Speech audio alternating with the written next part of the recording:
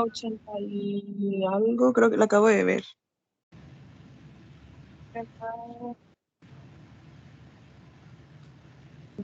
86. Ah, ok, esa es la función de MNR. Ahorita se la explico. Si usted ve, por ejemplo, aquí tiene juntos a MNR. ¿Sí lo ve? Sí, maestro, sí, perdón. Bueno, y aquí lo ve como una sola molécula, pero en realidad son tres proteínas. Es un complejo proteico que es súper importante y que lo que está haciendo realmente es que está deteniendo las dos hebras del DNA. De tal manera que si hay un problema, que se estanca una horquilla o que se rompe el DNA bicatenario, inmediatamente lo va a sentir la otra hebra y se activa todo un sistema de alerta para tratar de reparar el DNA. Entonces, fíjese bien, M, que es MR11, tiene un dominio para N, que es NBS1, y tiene un dominio para RAD. Entonces, estamos diciendo que M se puede unir con las dos proteínas. ¿Sí está de acuerdo? Sí. Ok. Ahora, RAD misma tiene un dominio para M. Es decir, RAD se puede unir con M, y además RAD tiene este gancho de zinc, que ahorita vamos a ver que es bien importante. Mientras tanto, NBS va a tener un dominio para MR también. Entonces, MR es realmente la proteína adaptadora. Es la que permite la unión de N y de R. Entonces, esta proteína que usted ve aquí, esta que tiene el gancho de zinc, es RAD. Y el gancho de zinc lo tiene para unirse con la otra RAD que está sosteniendo a la otra hebra. Ah, ok. Es que cuando estaba en el NIRPod no alcanzaba como a seguir muy bien lo que decía, entonces me revolvía. Pero ya, ok, ya entendí. ¿Se entendió? Entonces aquí tenemos una hebra de DNA, acá tenemos otra, y cuando hay cualquier percepción de que hay una ruptura, se activa todo un sistema, que es el sistema que les expliqué acá. ATM se va a autofosforilar para poderse liberar como monómero, va a empezar a fosforilar a las histonas, y aquí les explicaba yo que había dos cosas: o si iba a apoptosis la célula, por eso P53 está reclutado, o bien iba a haber una reparación, y para eso tenían que intervenir las ligasas de ubiquitina, las RNF 8 y 168, que son las que tienen dominio Tudor, que se las expliqué. Aquí no está, no aparece aquí la diapositiva, pero sí aparecía en su NIRPO. Es que tengo otra presentación. Qué raro, pero bueno. ¿Qué otra no entendía? No, creo que ya eran esas dos, porque con esa que está aquí en pantalla, creo que me había revuelto mucho porque veía como que todo muy junto, pero ya que me explicó la otra que acabo de explicar, ya entendí más Sí, o mira, menos. aquí, eso se lo explico ahorita. Aquí tenemos otra vez a MNR. Esta es una proteína que se llama MDC1, que si ustedes recuerdan en el NIRPO, donde están las proteínas con dominio Tudor, viene MDC1. Entonces, estas eran ligasas de ubiquitina, que si usted recuerda, iban a ubiquitinizar a las histonas para que BRCA se uniera aquí. Y BRCA, acuérdense que es uno de los reparadores del DNA. Acá lo tiene, mire. Estas son las BRCA. Junto con RAD, obviamente, porque RAD es el sensor. Y las BRCA justamente están involucradas en el cáncer de mama. Por ahí también les pasé una diapositiva, ¿sí recuerdan? Sí, me acuerdo de eso. Porque lo que les explicaba yo, que lo que se utilizaban eran los PARP inhibidores o inhibidores de parilación, porque si no interviene la parilación, pues BRCA que está mutado, ahí no va a tener nada que hacer, y entonces en ese caso la célula se va a apoptosis. Y es una terapia muy común para cáncer de mama. Sí, está ¿Alguien? bien. Sí, ok. ¿Alguien más que tenga alguna duda sobre el NIRPOD? No, profe. Ok. Jimena, usted que tiene dudas siempre, ¿está claro todo? Sí, ahorita no hay dudas. Ok. Déjenme salir de esta presentación y empezamos entonces con la fase S. O sea, ya tienen muy en cuenta los mecanismos de mutación y los mecanismos de reparación, eso es importantísimo. Ahora vamos a empezar a ver la fase S propiamente. Van a ver en esta clase que son un bolón de proteínas, ¿eh? Digo, no es que yo los quiera llenar de proteínas, pero pues así es nuestra célula. Y es bien importante que entiendan esto porque pues es el fundamento de aquí en adelante para todo lo que van a ver. Digo, muchas cosas de estas van a ver después y se van a acordar de mí, las van a ver en biología molecular, las van a ver en genética, las van a ver en inmunología, en patología, etcétera. O sea, que más vale que entiendan bien esto, que tengan una buena base. Entonces, ¿en qué consiste esta fase? Vamos a tener una fase S en la que, como ustedes saben, se va a replicar el DNA. Entonces, aquí se sintetiza una hebra de DNA a partir de una hebra precedente. Aquí lo estamos viendo. Vamos a ver el día de hoy justamente cómo se lleva a cabo todo el mecanismo de replicación. Y algo que es muy importante y que deben tener en cuenta es que durante la fase G1 y durante esta fase también, es decir, entre el final de la fase G1 y el principio de S, se tienen que sintetizar las histonas. ¿Para qué? Para que se pueda formar el nucleosoma. Entonces, el DNA, ¿verdad?, que se está recién sintetizando, va a empezar a unirse a las histonas también.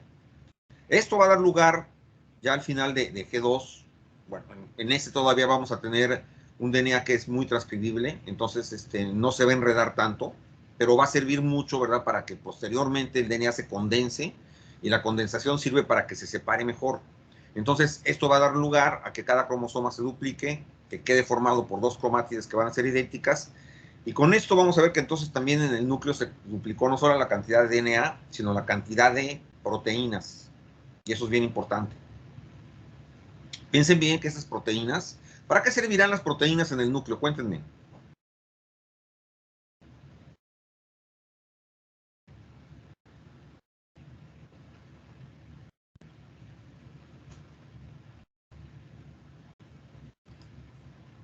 En el núcleo, ¿verdad? Dijo. Sí. Pues. Pues están asociadas con el ADN. También hay proteínas que son estructurales, creo. Proteínas de soporte también. A la alarma. No, sí, está bien, está bien. De soporte. Hay proteínas que vimos nosotros ya asociadas a los microtúbulos, que son sensores, si ustedes recuerdan, y que permitían percibir cualquier vibración, cualquier mala conformación que tuviera la matriz extracelular, iba a viajar eso por los microtúbulos, iba a llegar hasta las proteínas SOM. Sí, Tenemos otras proteínas, por ejemplo, que son las que constituyen los poros nucleares, que son las nucleoporinas, y que son las que están sensando si alguna proteína tiene un péptido señal nuclear para poderlo dejar pasar o no. Y tenemos obviamente a las importinas y las exportinas, que permiten la importación de proteínas adentro del núcleo y la exportación. Acuérdense que el núcleo va a fabricar muchas proteínas que van dirigidas directamente a la mitocondria, porque la mitocondria no se da abasto con su síntesis. Y tenemos obviamente proteínas que van a ser parte de los ribosomas. Eso es bien importante. Acuérdense que los ribosomas están compuestos por ácidos nucleicos y proteínas. Y obviamente tenemos a las histonas, que como Leonardo decía, están asociadas con el DNA. ¿Sí está claro?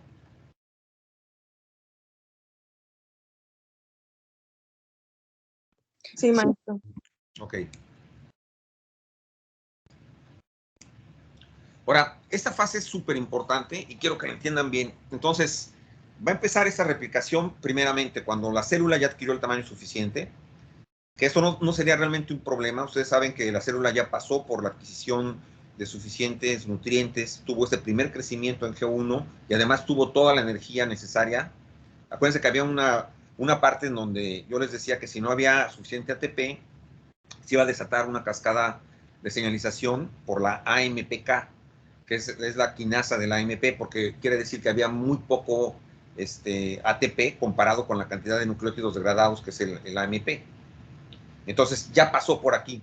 Entonces la célula ya tuvo ese tamaño, ya tuvo esa energía, ya tiene las suficientes proteínas para ensamblar la maquinaria de replicación. Van a ver en la segunda hora que son muchas proteínas y se requiere que todas estén perfectamente bien sintetizadas y a tiempo. Entonces tiene el ATP necesario también, como dijimos, y va a haber un punto que está después de la mitad de G1, ya casi al final, en donde las células quedan determinadas de manera irreversible para ingresar a S. Es decir, pasando ese punto ya no hay marcha para atrás. Y ese punto se llama Start. Ahorita lo vamos a ver. Tenemos que CDK2 va a ser fundamental para la entrada en la fase S. Entonces, ahorita vamos a ver la transición de las ciclinas y las quinasas. Y tenemos que E2F va a activar estos genes que inician la transcripción de la ciclina A. Que como ustedes se acuerdan, esta ciclina A va a perdurar y va a terminar fosforilando al socio de E2F. ¿Sí recuerdan eso? Y lo va a inactivar. ¿Recuerdan eso? Yo no me acuerdo muy bien de la E12. De hecho, les puse una diapositiva que decía cría cuervos. Sí, la de cría cuervos o te sacan en los ojos. Yo sí me acuerdo de ese de E2. Porque Bueno, ahí es esto lo que les estoy explicando justamente. Es lo que hace la ciclina. O sea, que después de que la fabricaron graciosamente, gracias a la actividad de 2F, termina apuñalándolo, ¿no? sí, lo termina apuñalando para que liberara. Sí, o sea, liberaba a su socio y ya no podía actuar como factor Sí, a transcripcional. su socio y lo inhibía. Que bueno, es una manera de transitar siempre hacia adelante, ¿verdad? Realmente la célula lo hace por eso, no por ser mala onda. Entonces, aquí tenemos las ciclinas, chequen bien, y tenemos este punto que yo les estaba mencionando, ese es el start. Entonces, si ustedes ven, tenemos las ciclinas de la fase G1S, o sea, porque hay una transición, que es la CDK4G, CDK6, y luego empieza la CDK2. O sea, hay un momento en que estas están prácticamente traslapándose. Luego viene las ciclinas DS. Las ciclinas DS es una transición entre CDK2, CDK1 y obviamente la ciclina E y la ciclina A. Entonces aquí hay un traslape también. Y ya tenemos que llegando al final de G2 empieza a expresarse la ciclina B y CDK1. Ahí sí hay una transición, ¿verdad? Porque A también va a funcionar con CDK1 durante un momento. Y en M pues tenemos una molécula importantísima que es el complejo promotor de la anafase, ciclasoma, así se llama, APCC, y que luego vamos a ver que va a cambiar esa C por otra molécula. ¿Sí les queda claro esto? Profe, yo no entendí muy bien lo de las CDKs, o sea, cuándo comienzan y cuándo empieza la otra. ¿Se acuerdan que les dije que sacaran una captura de pantalla en algún momento dado para que vieran cómo estaban unidas las CDKs con las ciclinas? Sí, yo creo tenerla Sí, aquí. profe. Si la checan, ahí se van a dar cuenta de lo que estoy diciendo. ¿La tiene usted, Paula? No, ahorita checo, déjeme ver. Déjeme, se la subo. O usted, Leonardo, que la tiene, mándesela por el chat. Sí, claro, déjela busco. A ver, vamos a salir tantito de aquí, si no, yo se las paso ahorita.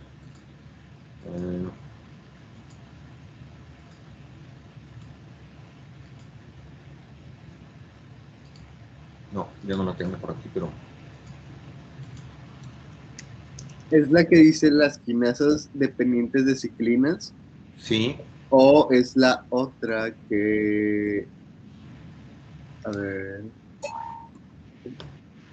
Viene como también las fases en un círculo y también vienen, o sea, vienen diferentes formas en A, B, C y D, pero la que nos había dicho era la B, que venían simplemente los recuadros y varias líneas negras y rojas entre Es la ellas. que subió Flora. Es la que subió Flora. Ándele, sí, esa es la que yo estaba hablando. Si ven la parte de abajo a la izquierda, ahí viene la asociación. Sí, esa es la que nos había señalado, esa abajo a la izquierda. Exacto. Entonces, ahora chequen esta que tengo aquí. y vean esa, por favor, para que puedan ver si entendieron.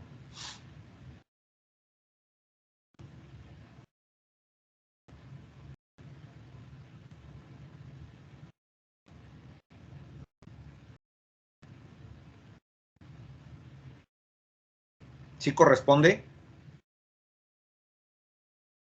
Ah, ok. Las ciclinas, por ejemplo, la ciclina y todo eso, son las letras que están hasta arriba de la imagen. Así es, las ciclinas están arriba y las quinasas están abajo. Ah, ok, ya entendí. Entonces tenemos a la ciclina D asociada con CDK4 y CDK6, tenemos a la E que va a estar asociada con CDK2, tenemos a la A que también va a estar asociada con CDK2 y luego va a transitar con CDK1, y tenemos que la toma como relevo la ciclina B a la CDK1 y ya no la suelta hasta que termina la mitosis. ¿Sí está claro? Sí, profe, ya está más claro. Ahora, decíamos que se sintetizan las histonas, que va a ser importante justamente para que se duplique el número de nucleosomas. Ahorita vamos a ver qué son los nucleosomas. Entonces, tenemos esta replicación donde se va a empezar a sintetizar eucromatina. La eucromatina es la parte transcribible realmente del DNA.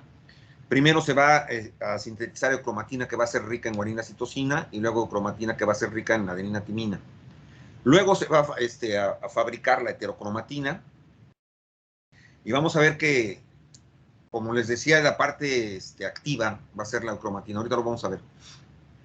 Aquí tenemos un nucleosoma. Aquí me voy a permitir señalarles esto porque ya lo habíamos visto anteriormente. Entonces tenemos sitios, ojo, de metilación y acetilación. Aquí lo pueden ver en el DNA, que es importante. Y acuérdense que también las histonas se pueden metilar, así como en el caso de las proteínas con dominio Tudor. Y bueno, entonces cada nucleosoma va a estar compuesto por estas fibras de DNA y por 8 histonas. Aquí lo podemos ver. Entonces tenemos 8 moléculas de histona con carga positiva, se enreda el DNA alrededor de estas, y esta histona, que es la histona 1, siempre sirve como un seguro, para que la histona esté fija. ¿Sí les queda claro? Sí, maestro. Ok.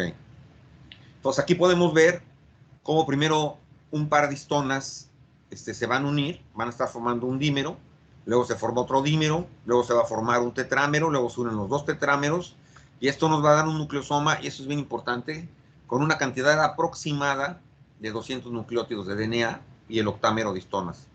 Está muy calculado todo esto para que tenga una compactación muy grande, muy grande. Ahorita lo van a ver en un video. Entonces aquí tenemos a las histonas, chequen bien, ya todas cómo se van enredando. Esto va a permitir que se enreden cada vez más. Vean cómo se van juntando después las histonas, ¿sí? Y esto va a permitir esta transición. Se forma un solenoide y se va enredando cada vez más hasta dar lugar al cromosoma.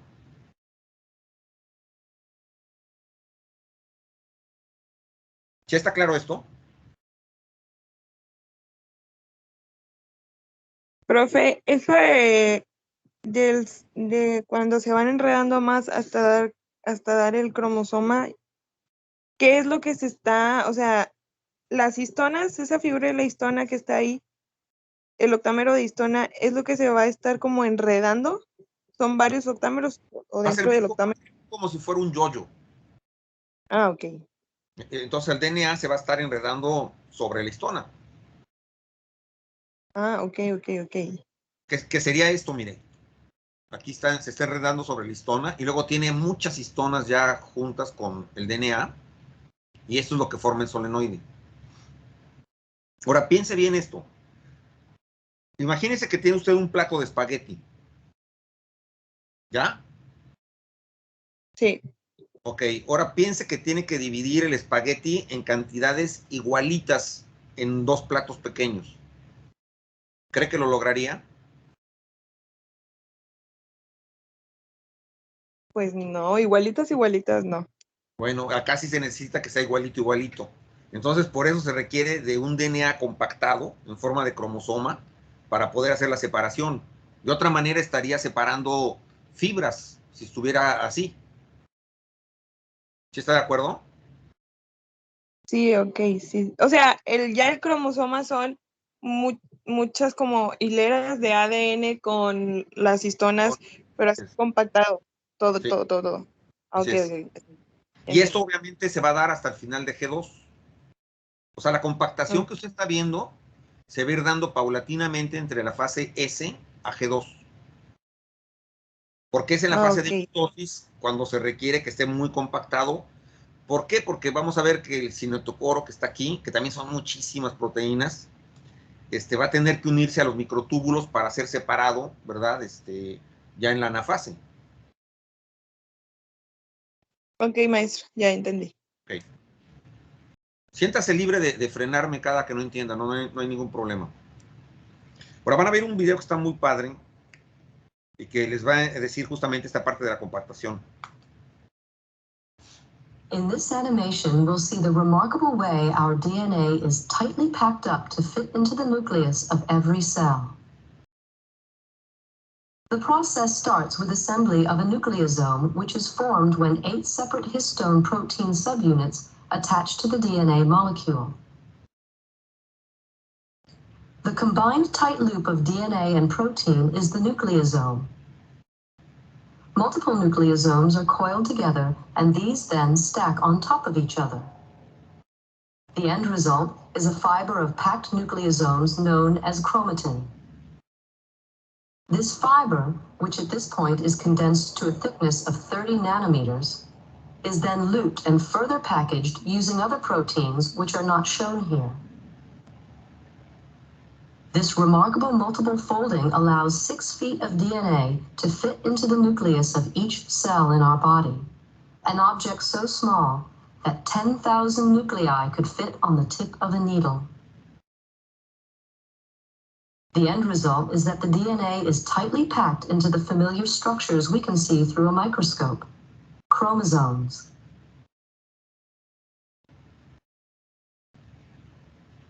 It is important to realize that chromosomes are not always present. They form only when cells are dividing. At other times, as we can see here at the end of cell division, our DNA becomes less highly organized.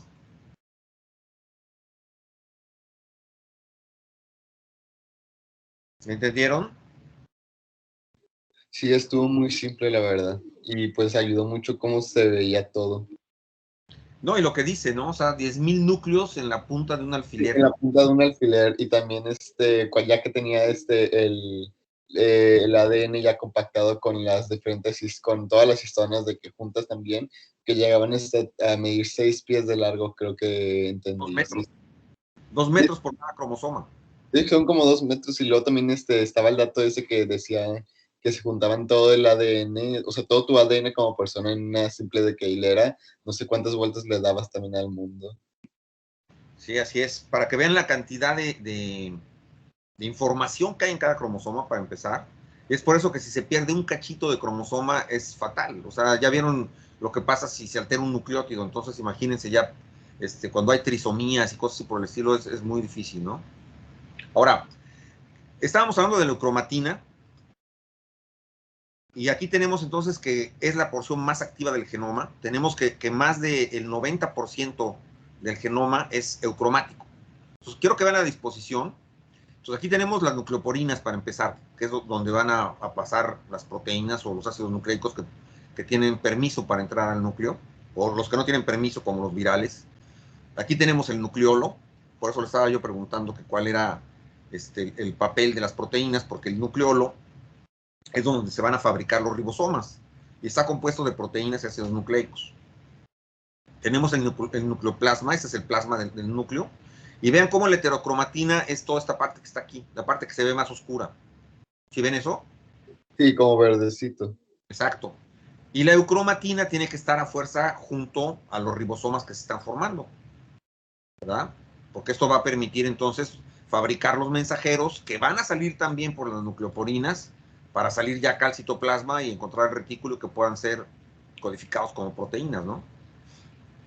Ahora, la heterocromatina va a tener 2 regiones y tenemos que van a estar en un continuo estas regiones, eso es importante.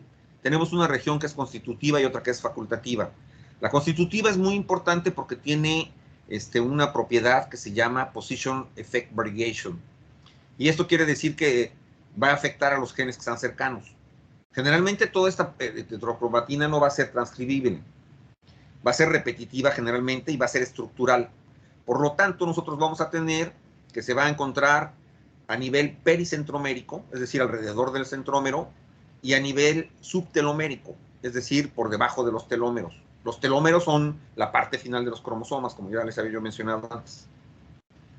Y tenemos la facultativa, que va a ser el resultado de genes que son silenciados y que eventualmente, si son requeridos, van a volverse activos de nuevo. ¿Sí está claro? Profe, y esos genes que no se activan, ¿dónde se quedan? Se quedan ahí también en el ADN. Todo está tan junto que la célula dice, no, pues por si acaso lo tengo aquí, como quiera. Ah, ok. Sí, Así es como funcionan así también las diferentes generaciones, ¿no? así es. Era lo que les explicaba del promotor la vez pasada. O sea, hay promotores que se van a aprender en cierta etapa de su vida. Sí, los promotores, sí. Entonces, bueno, lo que va a pasar es que el gen está quiescente y hasta que no hay una proteína que aparece, que es un factor transcripcional que activa el promotor, no se va a activar ese gen. Es un juego de activaciones toda la vida. Ahora, es como una ruleta rusa biológica, profe, que no te dé algo. pues no tanto como una ruleta rusa, pero algo así. Tenemos entonces el funcionamiento de las quinasas con las ciclinas, se los quiero explicar. Son muy pequeñas las ciclinas, 34 kilodaltons nada más, y tienen dos lóbulos. Chequen bien, tienen este lóbulo y tienen este otro lóbulo. Ahora, muy importante, quiero que me vean a mí, vean cómo están los lóbulos. Generalmente las ciclinas van a estar inhibidas así, como si fuera un puño cerrado.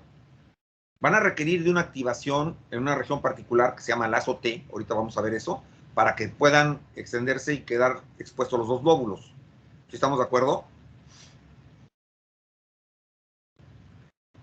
Ay, ¿podré explicarlo rápido otra vez? Que me tuve que salir para que se actualizara la imagen de la diapo. Ok. Les decía que checaran esta imagen de aquí. Entonces, las CDKs van a tener dos lóbulos. Este lóbulo que está aquí y este otro lóbulo que está acá. Pero generalmente van a estar ocultos, van a estar cerrados, así como un puño. Y se requiere de una activación en una región particular que es treonina 161 o 60, que es el lazo T de las ciclinas, para que esta se pueda abrir. Y al abrirse queda expuesta una región que se llama Pester. Pester es muy importante, que es esta región que se ve aquí en rojo, porque es la región con la que va a interactuar con la caja de ciclinas, que es la región activa de las ciclinas. Y además también va a tener este sitio que es importante porque es el sitio catalítico, es el sitio donde se une el ATP. Y tiene otros dos sitios de fosforilación, que son treonina 14 y 15, que es para inactivar, en este caso, a las quinasas. ¿Sí les queda claro esto? Sí, ahora sí. El lazo T es como si, por ejemplo, usted dijo que las ciclinas estaban como en puño. El lazo T lo que hace es como jalar un pedacito para que se abran. Así es. Ah, ok. Así es. Y con eso entonces queda expuesto el Pester y queda expuesto el sitio para que se une el ATP, para que se active propiamente, en este caso, la CDK. Ahora, algo pasó aquí.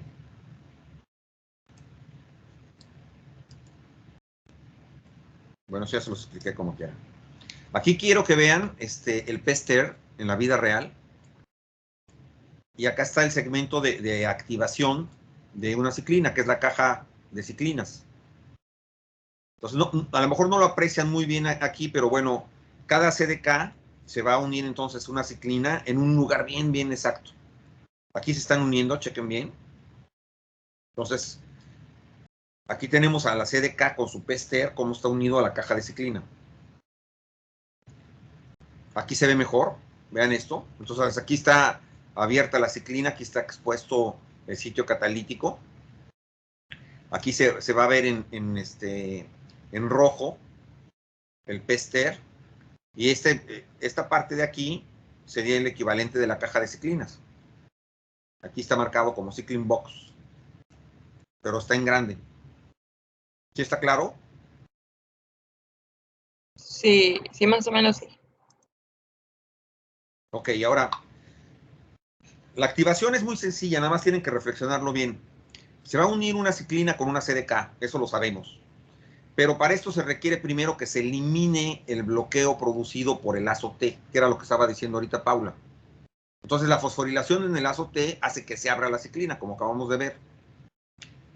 Pero para esto tiene que estar fosforilado, como dijimos, ese es el lazo T, en tronina 160 o 161.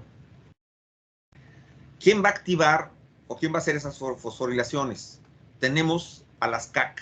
Las CAC están compuestas por 3 proteínas, que es ciclina H, una proteína que se llama MAT, y la CDK7.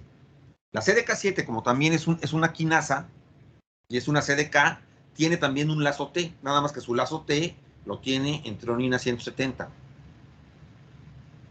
¿Sí me estoy explicando? Sí, se está explicando. Ok. Ahora, ¿cómo se frena a una ciclina? Las ciclinas pueden ser ubiquitinizadas, generalmente va a ser por este complejo que se llama skip cooling if box, que es una ligasa de ubiquitina. Le pone una cola de ubiquitina y va a ser destruido por el proteasoma.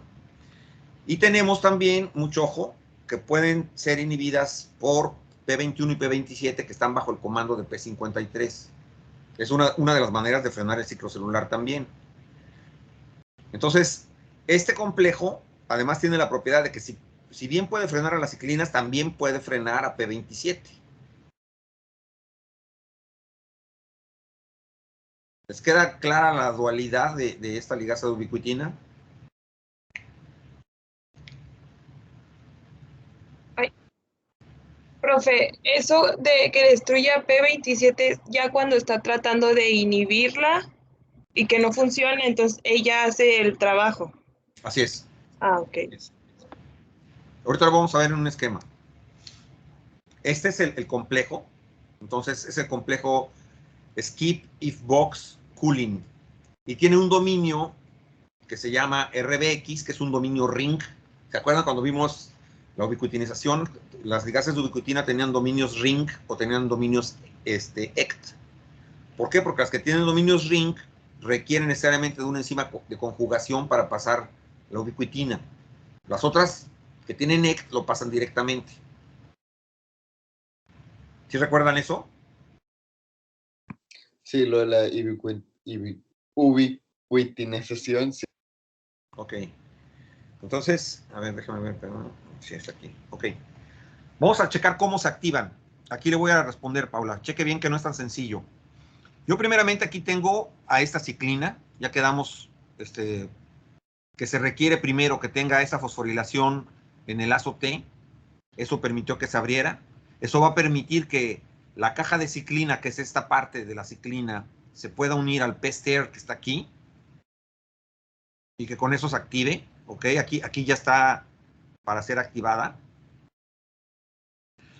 Y tenemos de este lado a la CAC, es decir, tenemos a MAT con la ciclina H y con la CDK7, que tiene su lazo T en tronina 170. Aquí va a ser fosforilado su lazo T, se activa la CAC y la CAC eventualmente es la que va a permitir entonces la fosforilación en el lazo T para terminar de activarla. Ahora, aquí tengo yo a P27.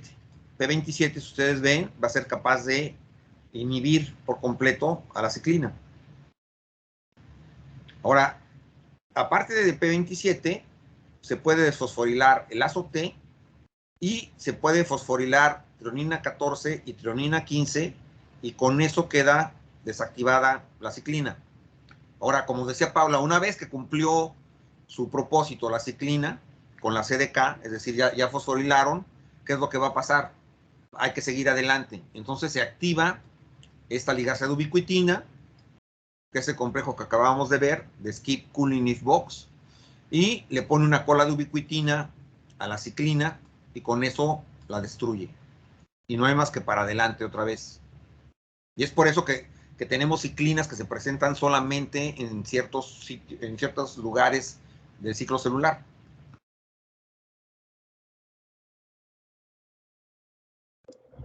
O sea, eso, el complejo CAT solo está esperando como a quien dice se acerque la ciclina con el CDK ¿Mm? para poder hacer todo eso de fosforilar y que luego el P27 entre para que la inhiba. Así es. Ah, ok. Y luego, mire, aquí lo va a entender mejor. Me voy a regresar a esta.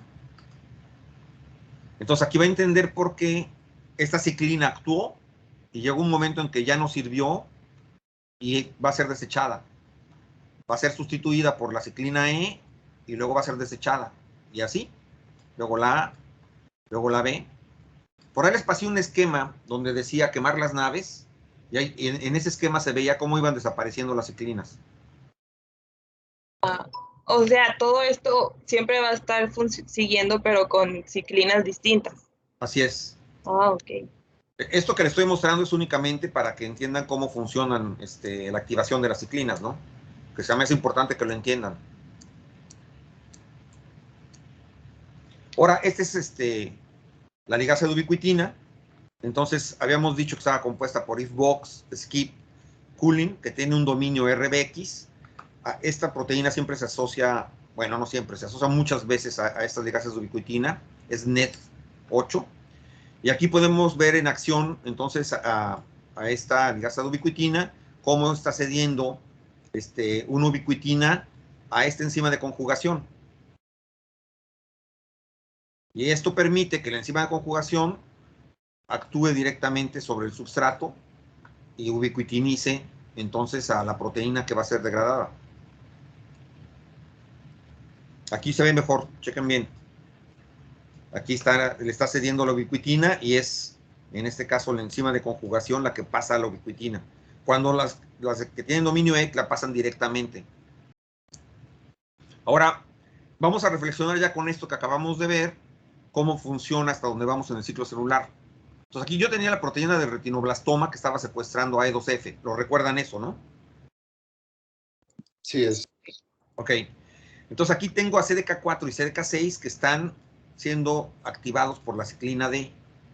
Si recuerdan, esto empezaba a fosforilar al retinoblastoma. Con esto iba a quedar liberado E2F, se iba a poder unir con su socio, iba a empezar a transcribir, y sobre todo iba a transcribir para las ciclinas E y para la ciclina A. Esto iba a permitir que estas ciclinas DS mantuvieran hiperfosforilado al retinoblastoma para que no actuara y siguiera transcribiendo E2F. Hasta que la ciclina A hacía esto que les dije, lo de cría cuervos. Iba a fosforilar al socio de E2F y hasta ahí se paró la actividad de E2F. ¿Sí recuerdan esto?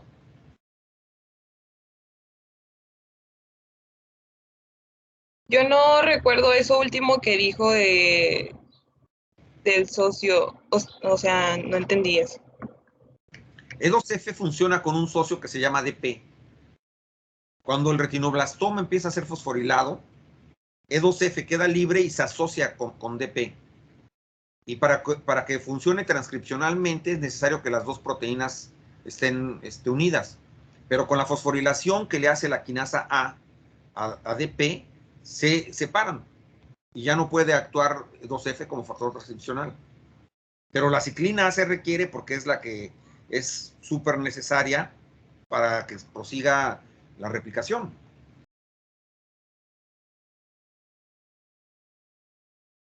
Ok, creo que ya entendí. O sea, una vez que está fosforilado el socio de 2F, 2F en sí deja de transcribir también. Así es. Ah, ok. Por eso decía cría cuervos, ¿sí se acuerda? Ok, ya me suena, ya entendí más eso. Sí, porque yo le decía que E2F contribuye a la síntesis de la ciclina A y la ciclina A le paga inactivándolo.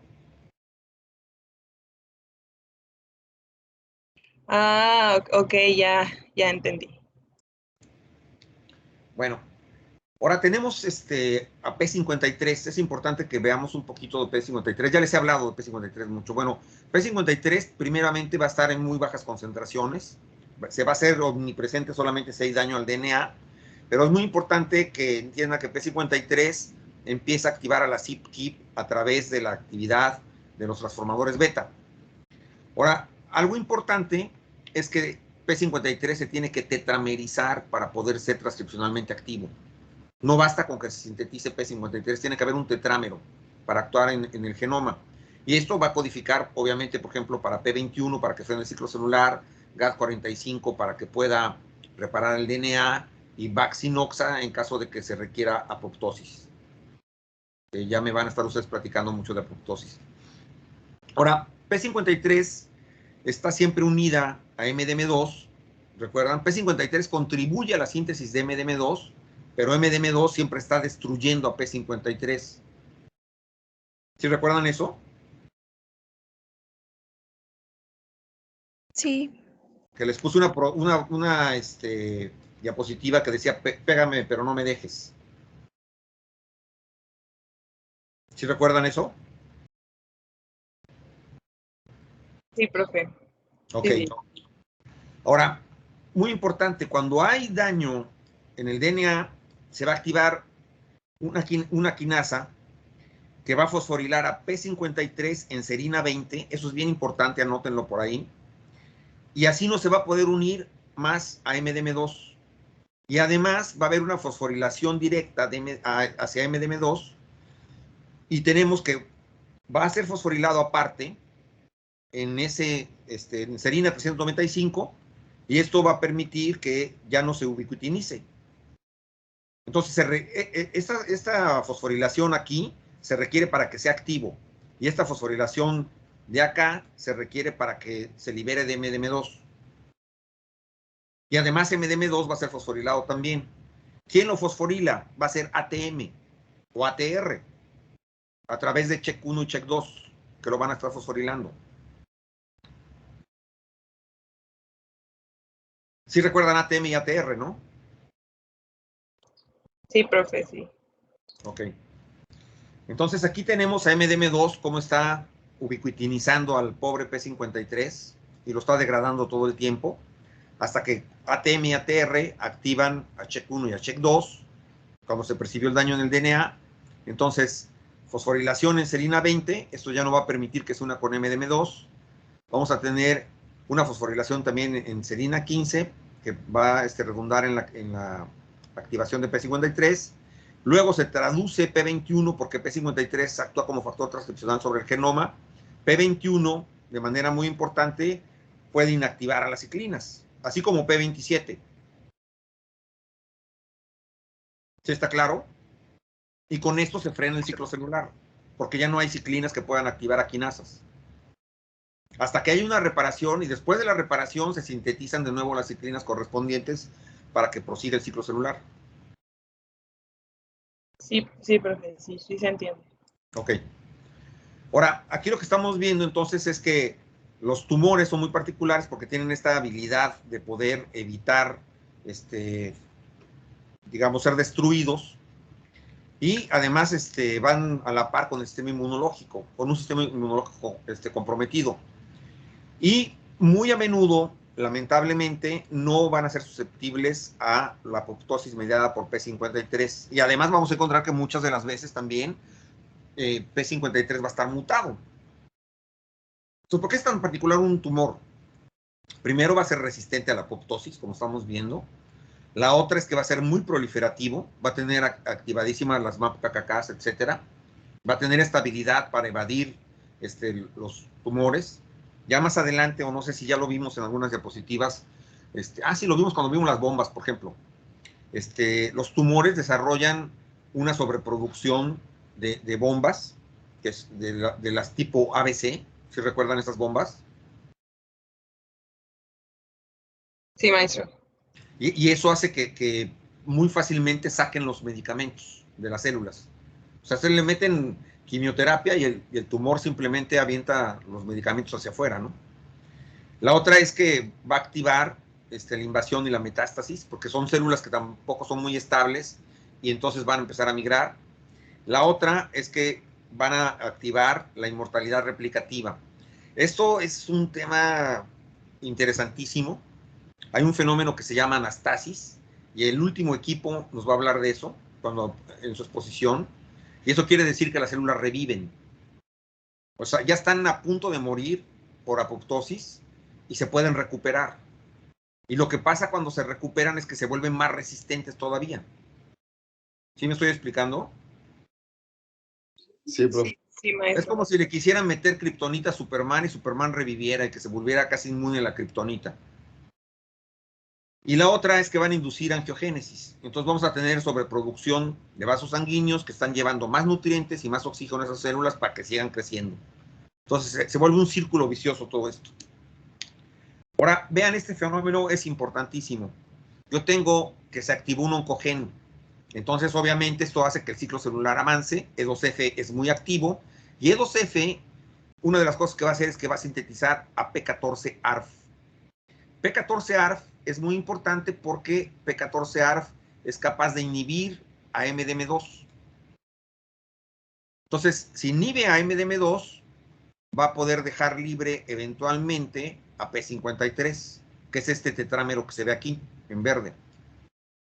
Entonces, cuando hay daño al DNA, ATM inmediatamente, que es uno de los sensores, y que es una quinasa, fosforila a las quinasas del DNA, que veníamos viendo.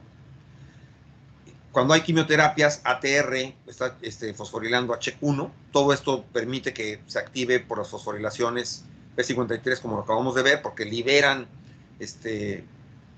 a P53 de MDM2 y porque lo activan también.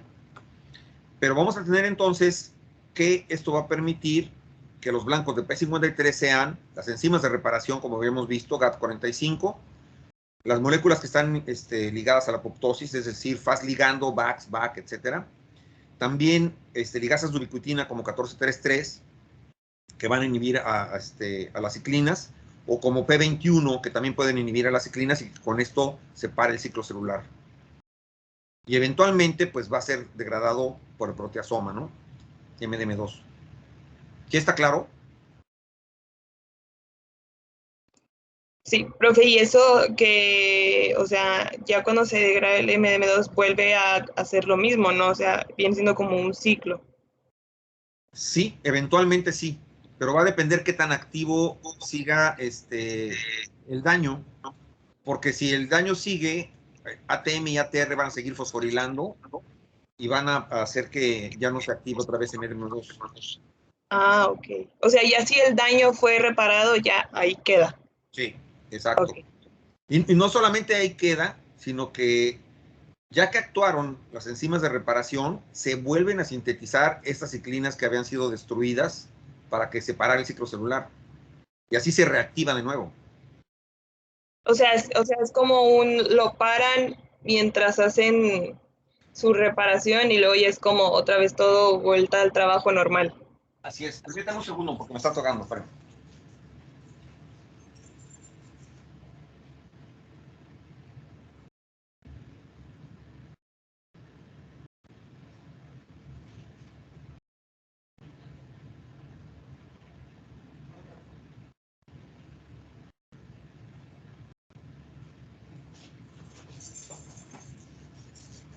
Listo. Aquí tenemos, a ver, espérame tantito, un video para que chequen bien qué pasa con Molecular P53. action of P53 in carcinogenesis.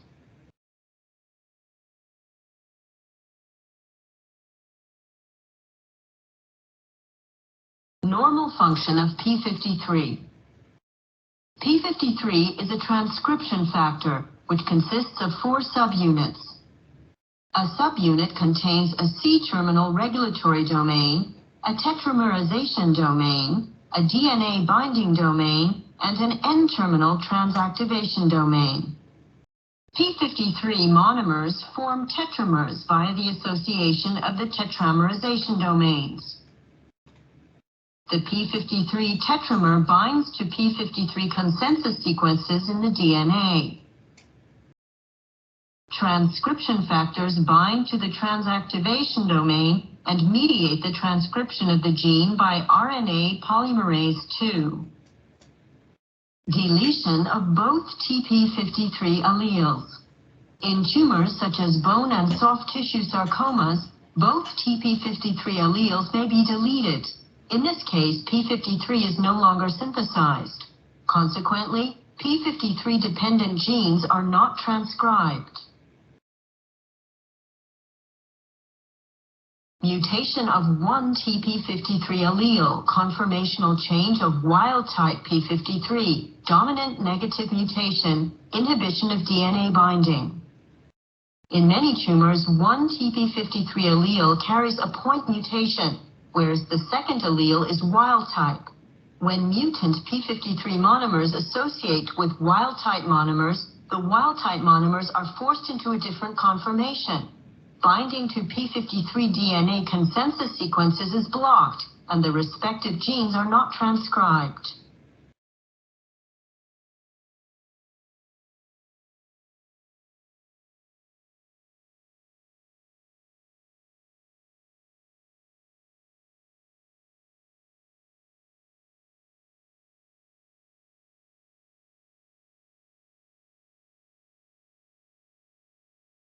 Tetramers consisting of mutant P53 monomers only, inhibition of specific DNA binding, binding to non-B DNA. In cases where one TP53 allele is mutated and the second allele is wild-type, some of the resultant tetramers consist of mutant P53 monomers only. Similarly, mutant-only tetramers are present when the wild-type allele is deleted. Mutant-only tetramers cannot bind to P53 consensus sequences in the DNA. Instead, they may interact with non-B DNA, the conformation of which differs from double-stranded DNA.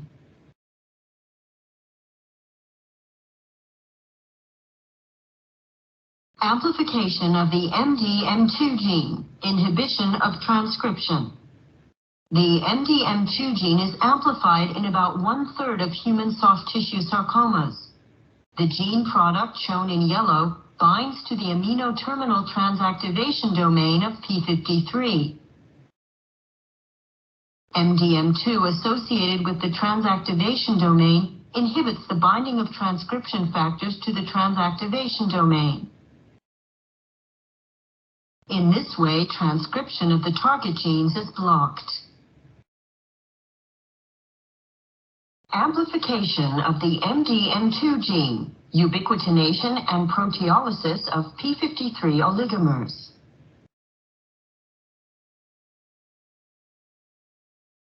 MDM2 is an E3 ubiquitin ligase. After binding to the N-terminal domain of P53, MDM2 is involved in the formation of multi-ubiquitin chains from ubiquitin monomers, indicated as black dots.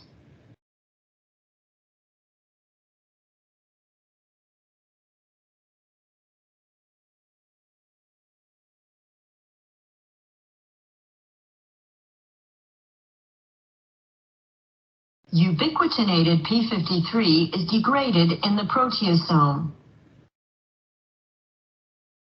Infection with human papillomaviruses.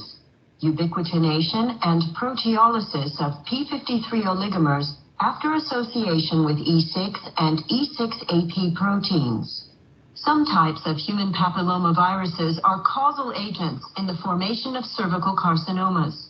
The viral proteins E6 and E6AP, a ubiquitin ligase, bind to P53. Both proteins mediate ubiquitination of P53. Ubiquitinated P53 is degraded in the proteasome.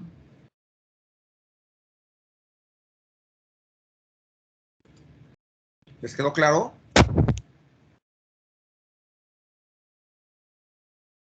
Profe, una parte del video mencionaba algo de P53 mutado, que era lo que no se podía unir al DNA, ¿verdad? Así es. Ah, ok.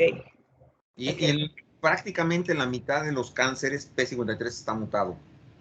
O como decía también en el video, o sea, en 1/3 de los cánceres MDM2 está sobreexpresado. Ok. Y luego lo que hacen los virus, ¿no? El papiloma, por ejemplo, que lo que hace es que mete sus ácidos nucleicos para que codifiquen para la E6 y la E6A, y esas son ligasas de ubiquitina que destruyen directamente a P53. Y eso es lo que evita que vayan a apoptosis todas esas células que están mal formadas. Claro, entonces como se forma cáncer, se forma un tumor, hace que el virus prolifere más. Pues es un mecanismo mismo para que el virus prolifere. Y con esto truena P53, por supuesto. Pero vamos a ver que hay otros virus que también están asociados a cáncer. Digo, afortunadamente el COVID no, ¿verdad? Pero causa otras cosas que algún día platicaremos. Me doy cuenta que me pasé un poco, son 9:57, entonces regresamos a las 10 y... A las 10 y 10, a las 10:08. ¿Ok? Sí, maestro. Ok. Sí, por aquí voy a andar.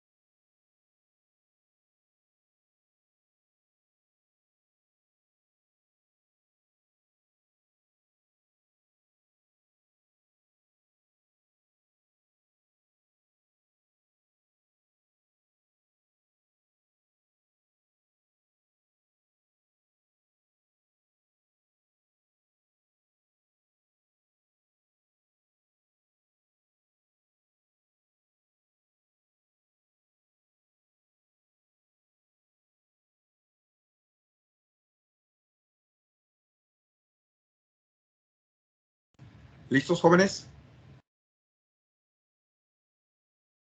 Sí, maestro. Ok. Entonces, estábamos diciendo que P53 pues es muy útil, pero muchas de las veces va a tener problemas. Aquí podemos ver algunos mecanismos de inactivación, que era lo que estábamos revisando. Entonces, puede haber mutaciones, como Paula mencionó hace rato, ¿verdad? Las mutaciones no van a permitir que actúe como factor transcripcional. Esto origina, obviamente, un sinnúmero de tumores. Estamos hablando cáncer de colon, de mama, de pulmón, etcétera. Y ¿qué es lo que va a pasar? Pues no se puede unir de manera específica a las secuencias donde tendría que actuar. Tenemos también que puede perder el carboxilo terminal. En este caso también se desregula por completo y va a ocasionar muchísimos tumores. Y esto es muy importante porque yo les decía que siempre tenía que actuar como tetrámero, como vieron en el video, y esto evita que se tetramerice. Luego tenemos que se sobreexpresa MDM2. Esto obviamente es durísimo porque esto va a redundar en sarcomas y en cáncer de cerebro. El cáncer de cerebro es rapidísimo, o sea, es una persona con cáncer de cerebro prácticamente en un par de días muere, ¿no? Y luego tenemos las infecciones virales. Nosotros vimos, por ejemplo, que el VPH, el virus del papiloma humano, ¿verdad? Causaba la producción de ese tipo de proteínas que iban a ubiquitinizar a P53, pero también tenemos que el cáncer de hígado, ¿verdad?, es causado por la hepatitis B, o tenemos el Epstein-Barr también, que causa linfomas. O sea, tenemos diferentes tipos de virus que finalmente van a causar cáncer de esta manera. Y esto, obviamente, pues va a derivar en cáncer de cervix, de hígado, linfomas, etcétera.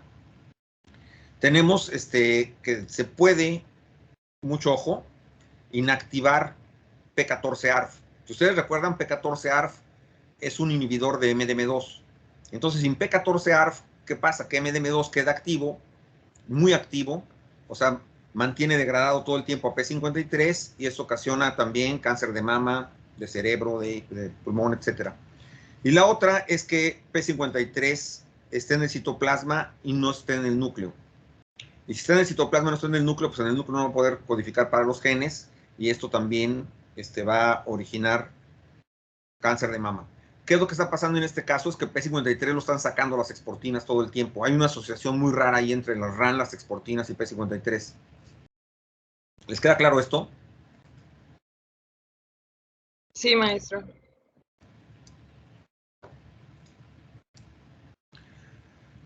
Entonces, ya que les queda claro eso, quiero un voluntario. ¿Quién dice yo?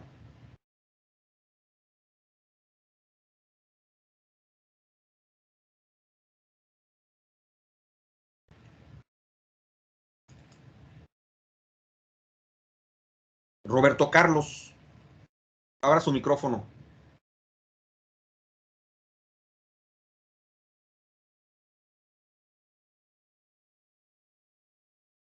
Roberto Carlos, abra su micrófono. Hola, maestro, buen día. Buenos días. Explíqueme esta diapositiva, por favor.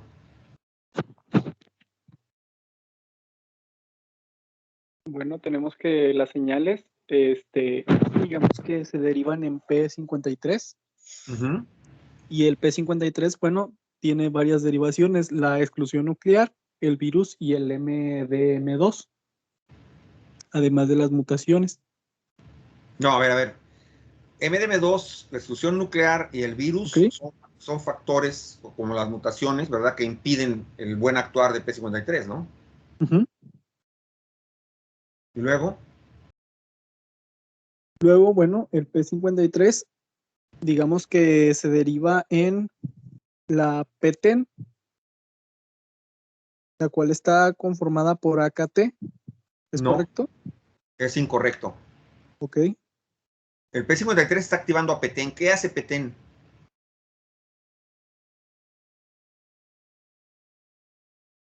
¿Cómo, perdón? ¿Qué es lo que hace PTEN? No recuerdo, maestro.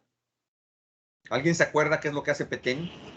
PTEN inactivaba AKT, que era lo que decía maestro, que el P53 ayudaba en la formación de, bueno, no en la formación, sino en la activación de MDM2, que era el que lo inactivaba.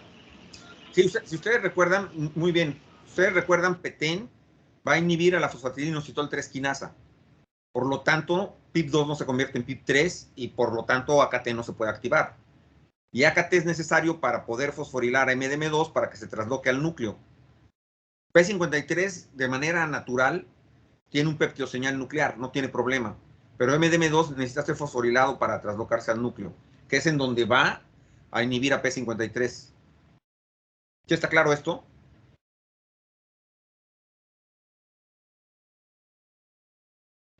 Sí, ya. Ok. Entonces, vean, ese es P53. Y aquí nosotros tenemos que tiene muchos sitios de fosforilación. Pero para empezar, algo que quiero que vean cómo tenemos un gran número de mutaciones contrasentido, mutaciones sin sentido, mutaciones silenciosas y otras, no sé, como lo vimos en clase justamente, pero sobre todo vamos a tener mutaciones contrasentido. Entonces, ¿qué pasa? Que con un nucleótido, ¿verdad? Que cambió, tenemos que el 66% de las veces no va a poder ser activado P53. Y luego tenemos, por otra parte también, el dominio de interacción de la proteína, que si es mutado, en este caso también van a aparecer un gran número de cáncer. Tenemos también el caso de la secuencia específica, que es el centro de P53 que puede ser dañado, el hecho de que no se pueda tetramerizar por ser fosforilado. Entonces, lo que quiero mostrarles aquí es que P53 es una proteína muy frágil, que con la mínima mutación va a ser inactivo. Y es por eso que de repente, súbitamente, pues van a aparecer mutaciones que van a derivar en cáncer. Vean el número de proteínas con las que está relacionado P53. Entonces, P53 es todopoderoso. ¿Por qué? Porque está ligado con las acetiltransferasas, las desacetilasas, metiltransferasas. O sea, no hay prácticamente acetilación y metilación que no pasen por el visto bueno de P53. Tenemos también las ligasas de ubiquitina, las quinasas, y vean el número de reguladores que tienen que ver. Entonces, entender el interactoma de P53 es sumamente complejo. Aquí lo pueden ver, porque está relacionado con todo, con fenómenos que van desde la epigenética, respuesta al estrés, reguladores, anastasis, autofagia, control de radicales libres, proliferación. O sea, P53 es la proteína central en la supervivencia de la célula junto con AKT. ¿Sí les queda claro esto? Sí, por favor. Entonces, digo, nosotros lo vemos de una manera muy sencilla, pero realmente el interactoma de P53 es esto que están viendo aquí, y es muy difícil de comprender por la misma relación, no solamente que tiene P53 con cada una de las proteínas, sino la misma relación que tienen las proteínas entre ellas. Entonces, se dice que P53 tiene dos caras.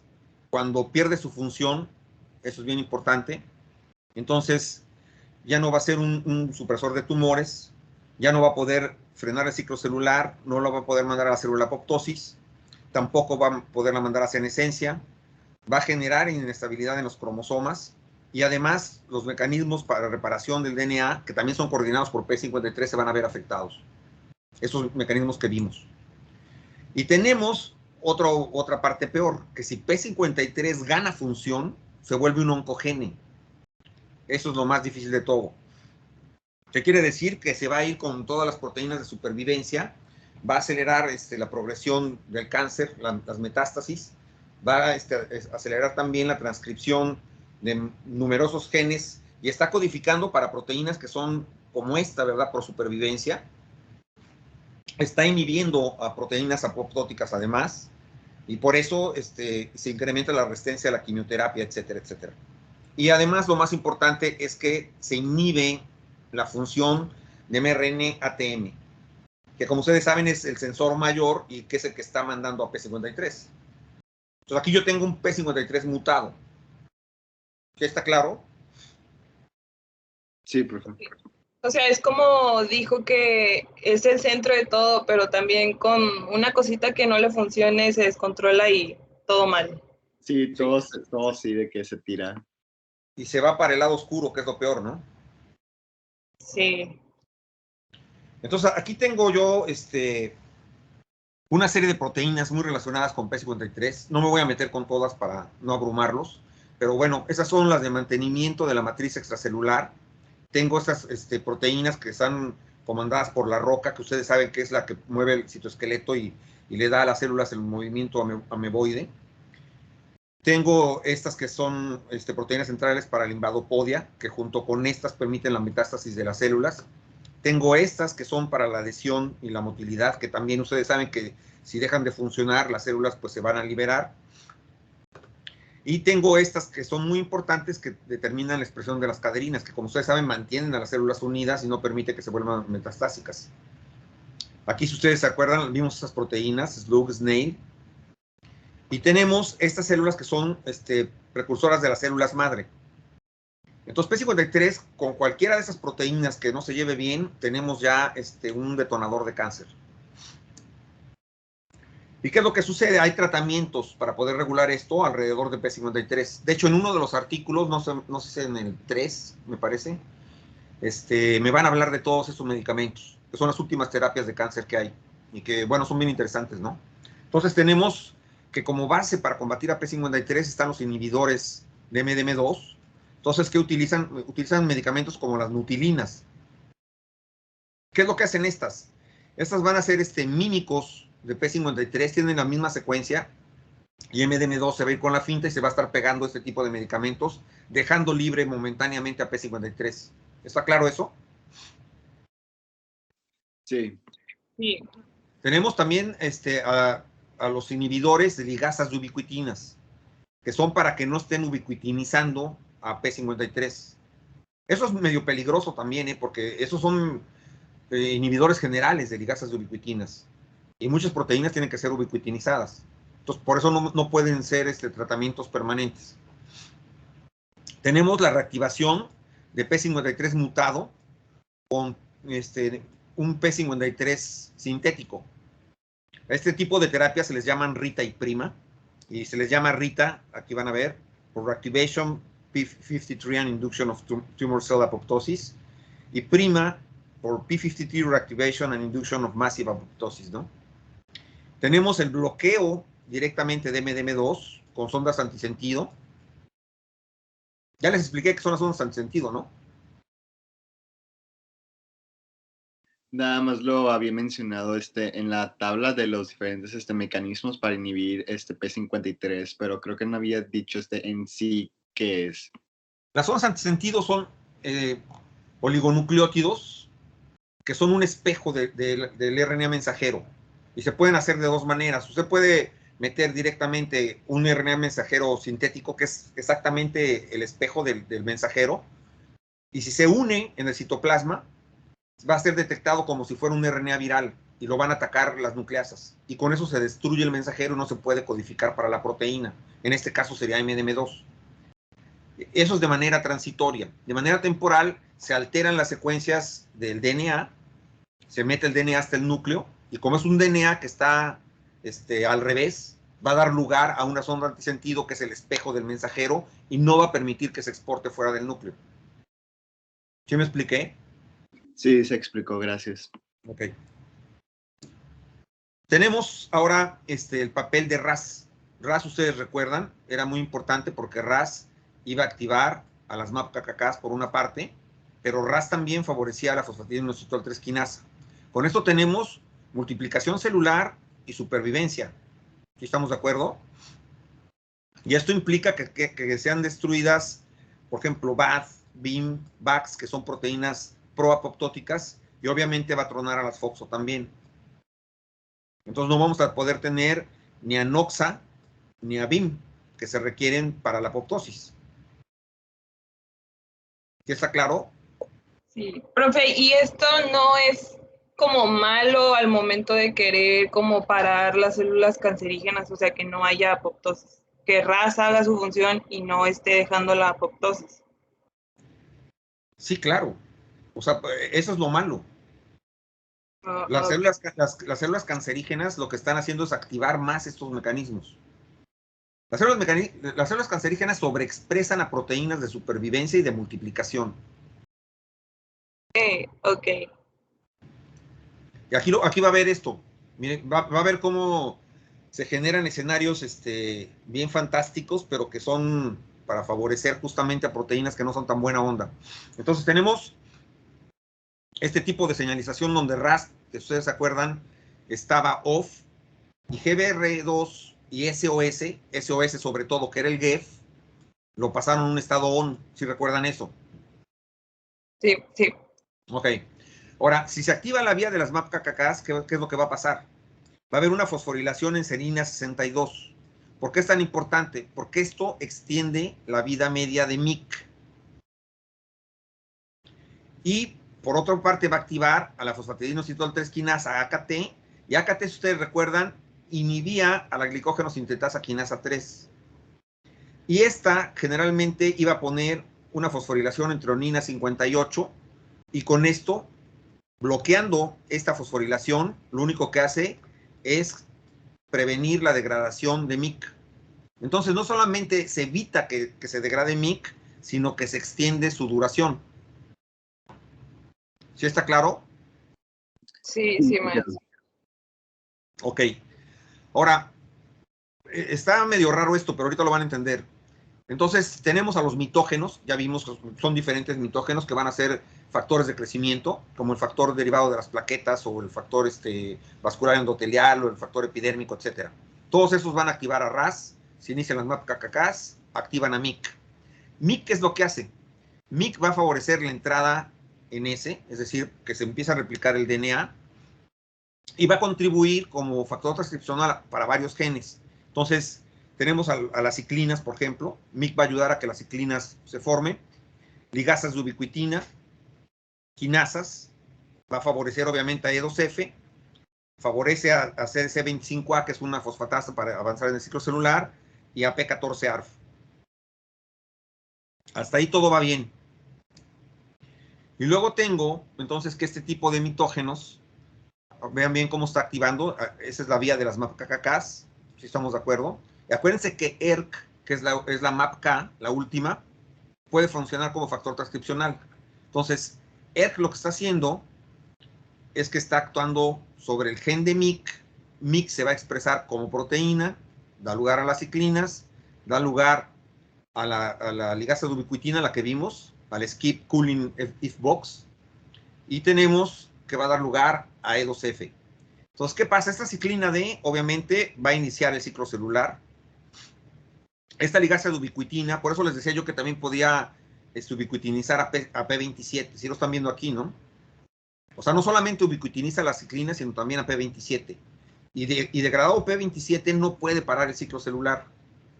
Y por otra parte, activándose E2F, pues el ciclo celular avanza. Y esto promueve la entrada en S. Y obviamente, esto permite que la ciclina E quede libre y que con esto siga ubiquitinizado el retinoblastoma hasta que se produce la ciclina A. ¿Está claro lo que hace MYC?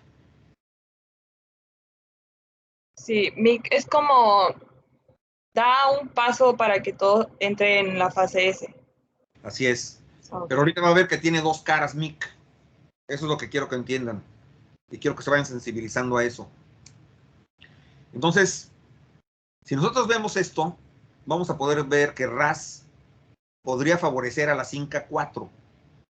La CINCA4, si ustedes recuerdan, son las que detienen a la ciclina D. Sí, a la ciclina D, sí es.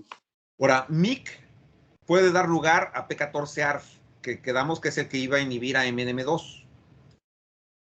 Y MDM2 deja libre a P53 y P53 manda apoptosis. Entonces, MYC está contribuyendo con la apoptosis. ¿Sí me expliqué? Sí. Entonces, RAS está impidiendo que avance el ciclo celular porque está favoreciendo a la CINCA4.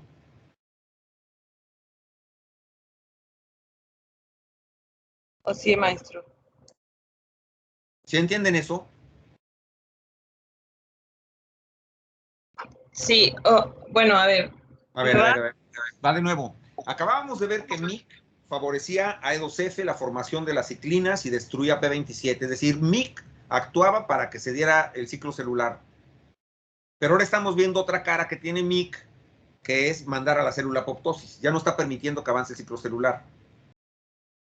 Y MYC era activado por RAS. Y ahora RAS está contribuyendo con MYC a la senescencia de la célula, por ejemplo, a que las INCA4 frenen esta actividad de las CDK4, CDK6 con la ciclina D para fosforilar el retinoblastoma. ¿Sí entendieron eso? Sí, pero cuando pasa eso de que MIC da la apoptosis, ¿cuál tiene que ser como su condición para que pase eso?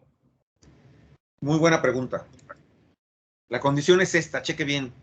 MIC envía señales apoptóticas y proliferativas, pero va a depender si es estimulado por un solo factor.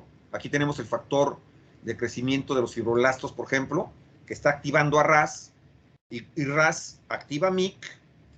Esto va a dar lugar a VAD y a VAX, y esto genera apoptosis. Pero si es estimulado por uno o más factores de crecimiento, como en este caso, entonces se activa la fosfatidilinositol 3 quinasa junto con RAS, y entonces sí, va a haber proliferación.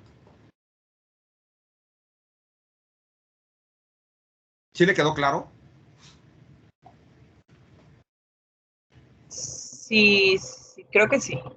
No crea. ¿Le queda claro o no le queda claro? Es que a uno, o sea, cuando pasa lo de que, por ejemplo, que un solo factor es activado, solo se activa RAS y luego RAS activa las MAPKKs y eso da MIC, y MIC va a activar a las VAD y a las VAX, que son las proteínas o para la apoptosis. Que son las proteínas proapoptóticas. Ah, ok. En cambio, si se hace 2, es la proliferación. Así es. Ok.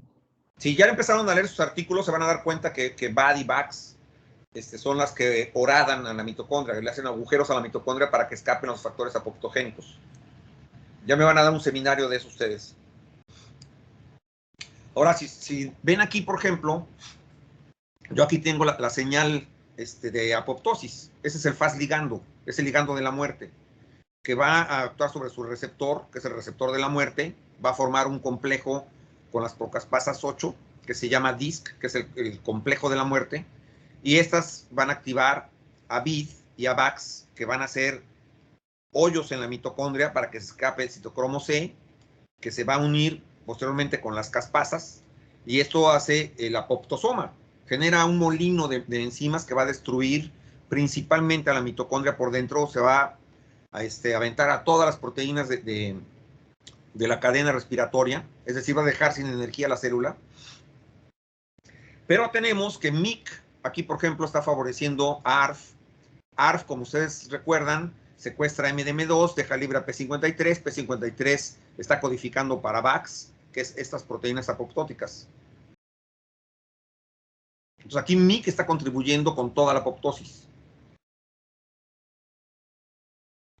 Esa es la doble cara que usted decía. Exacto. Y acá tenemos a un factor de crecimiento que es un IGF sobre su receptor, activa RAS. Aquí está activando AKT, que es de supervivencia. AKT va a fosforilar a VAD y P1433 lo va a inactivar, o sea, lo va a mandar a proteasoma, porque AKT quiere sobrevivir, mientras que acá le está mandando apoptosis. Entonces, así como vimos que MIC puede generar toda esta cascada para entrar en la fase S, también podemos ver que MIC le puede dar para atrás a todo. ¿Sí les queda claro? Sí. O sea, MIC también es como de un grado importante como P53. Así es. Y lo más interesante, qué bueno que lo entienden rápido ustedes, porque los científicos tardaron muchos años en entender el papel de MIC. O sea, aparecía MIC y lo veían en la apoptosis, y luego aparecía MIC y lo veían como factor de proliferación, que son eventos contrarios, y no entendían por qué. Pero bueno, ahora se sabe. Y vamos a ver a continuación esto. Tómenle de preferencia una captura de pantalla cada una de las siguientes 5 diapositivas, porque les va a hacer mucha falta para que entiendan después otros mecanismos. ¿Ya? Sí, maestro. Ok. Voy a empezar poco a poco, quiero que me sigan bien, quiero que uno de ustedes al final repita todo lo que voy a decir. Entonces, lo primero que tenemos, chequen bien, son las señales mitogénicas. se va a activar RAS. RAS va a activar a MYC, como acabamos de ver. MYC en este caso está favoreciendo la unión de la ciclina D con CDK4 y CDK6, es decir, favorece la entrada en el ciclo celular. Tenemos al switch maestro, que es el retinoblastoma. Entonces aquí va a empezar a ser fosforilado, va a dejar libre a E2F. E2F va a promover la formación de la ciclina E, que se va a unir con CDK2. Y E2F además va a empezar a codificar para factores para la replicación del DNA. Entonces, E2F también está fabricando, ¿verdad?, a la ciclina A. Hasta que esta, ¿verdad?, en regreso,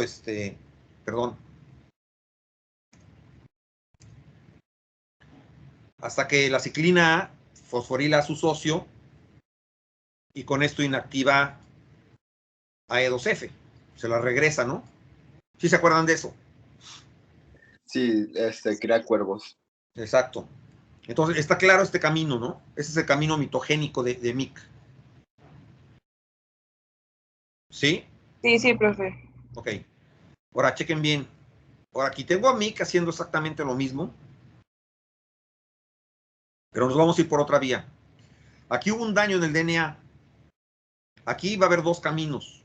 O se va a senescencia o apoptosis, o se repara el DNA. No hay de otra. Entonces, ¿qué es lo que está sucediendo? MYC aquí tiene una doble cara. Por eso está en verde y rojo. ¿Sí estamos claros? Sí, maestro. Sí. Entonces, MYC lo que está haciendo aquí es que está inhibiendo a la CINCA4, es decir, a P16. No va a permitir, entonces, no, al contrario, o sea, va a permitir, inhibiendo la CINCA4, que se dé el ciclo celular. Eso es por una parte. Por otra parte, está dando lugar a 14-ARF, que va a secuestrar MDM2, y esto activa P53. Entonces, por una parte, permite que se forme el ciclo celular, o sea, que inicie. Deme chance, ¿eh?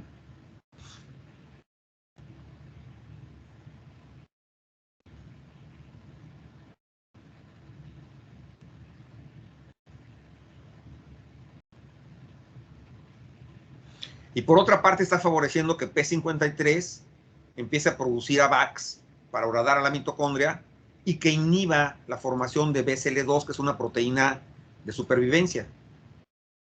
Y con esto, parando el ciclo celular, entonces se puede reparar el DNA. Entonces aquí está el doble papel de MYC. Y eso quiere decir que MYC, si bien al principio permite el inicio del ciclo celular, ya cuando la célula tuvo este desperfecto en el DNA, entonces ahí toma su otra cara, ¿verdad? Y va a ayudar a P53, favoreciéndolo con la formación de P14-ARF. ¿Está claro? Sí, maestro. Ok.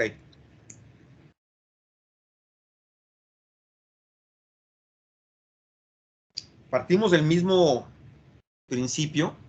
Aquí lo que estamos viendo es esto que les había yo mencionado.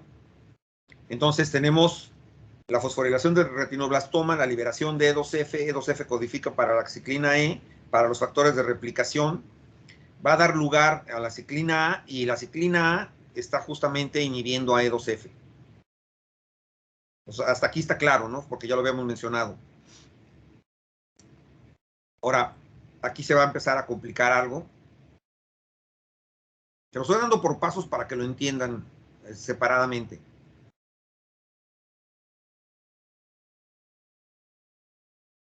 Ahora, aquí tengo daño en el DNA de nuevo. Ya vimos la vía que se seguía. Entonces, P53 favorece a VAX eventualmente para que esté listo para matar a las células si es que se requiere. No va a permitir que actúe BCL2, ¿verdad? Porque es una proteína de supervivencia. Va a tratar de reparar el DNA, pero muy importante, va a empezar a funcionar como factor transcripcional para el gen de P21 para que se exprese P21 y que P21 destruya a la CDK2. Y con esto se para el ciclo celular. Entonces va a depender mucho del daño al DNA. Aquí tenemos ATM, ¿verdad? Que está fosforilando MDM2 para dejar libre a P53 y al mismo tiempo se está favoreciendo que actúen las BRCA. que como ustedes saben son las enzimas de reparación del DNA. ¿Sí está claro? Sí, sí, maestro.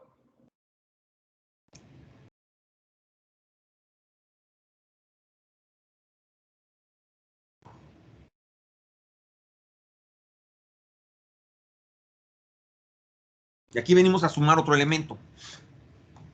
Pero fíjense bien, aquí es diferente. Aquí tengo yo daño al DNA, pero interviene AKT.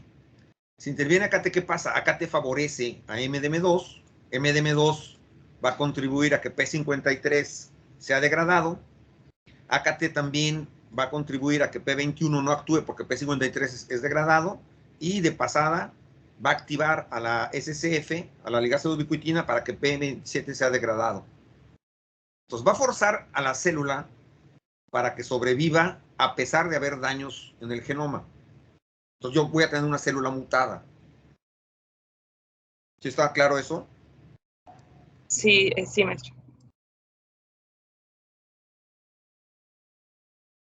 Ahora tengo los transformadores beta. Si ustedes recuerdan, los transformadores beta son los que se encargan de controlar a toda la CIP-KIP y a la CINCA4. Entonces, aparecen los transformadores beta y lo normal es que inmediatamente codifiquen para P16, por ejemplo, para que el ciclo celular se pare, o bien para P27, evitando que continúe el ciclo celular si es que es más tarde.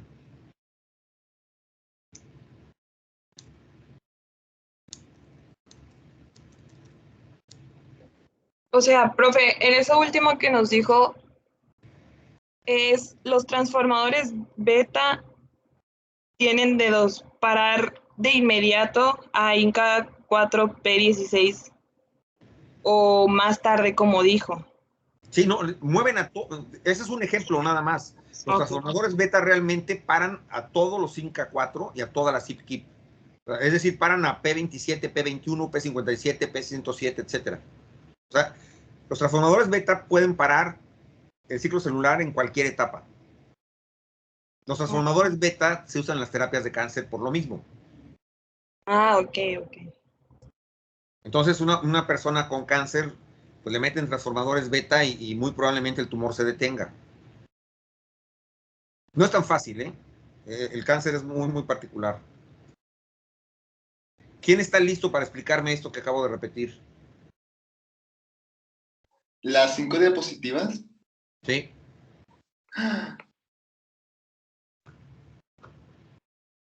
Bueno, ya quiso ser voluntario. Adelante, Leonardo. Bueno, voy a tratarlo. Pues primeramente tenemos señales mitogénicas y vamos a tener a RAS que va pues estar junto con MIC, van a estar juntas.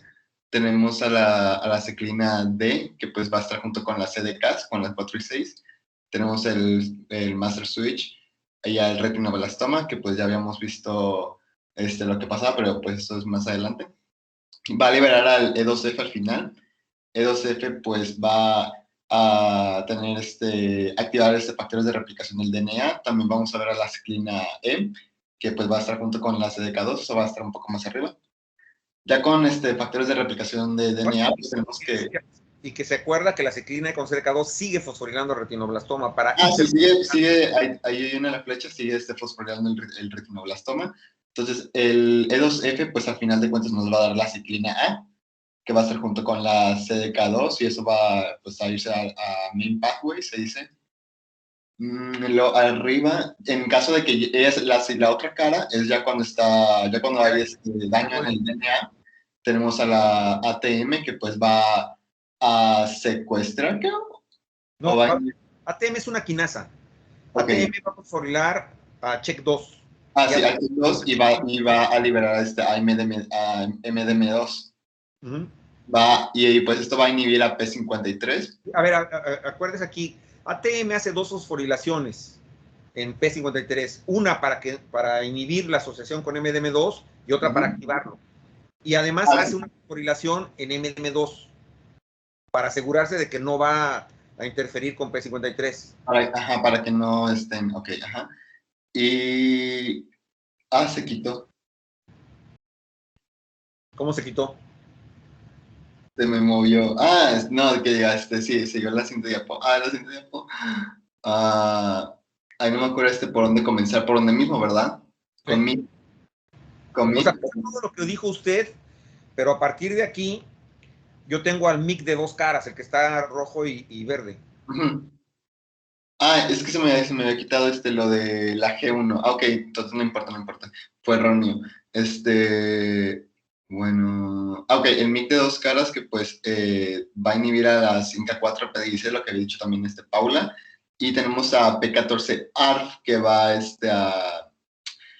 que va a hacer con P53. No me acuerdo si lo iba a ayudar a. Sí, lo va a ayudar porque P14 ARF secuestra MDM2. Sí, secuestra, eso es lo que yo decía, de que secuestra MDM2. Sí, y deja a P53. Y P53 pues va a ayudar como es pues es muy versátil. P53 lo que va a hacer pues va a ayudar a las BACs, que pues son proteínas promotoras de apoptosis. Pero al activar a BACs va a inhibir a BCL2. Así es. Y pues esto va a ayudar también a los reparos del DNA. Así es. Y van a ver cuando den su seminario cómo son contrincantes todo el tiempo BACs y BCL2. Porque una es proapoptótica y la otra es antiapoptótica. Sí, antiapoptótica, sí.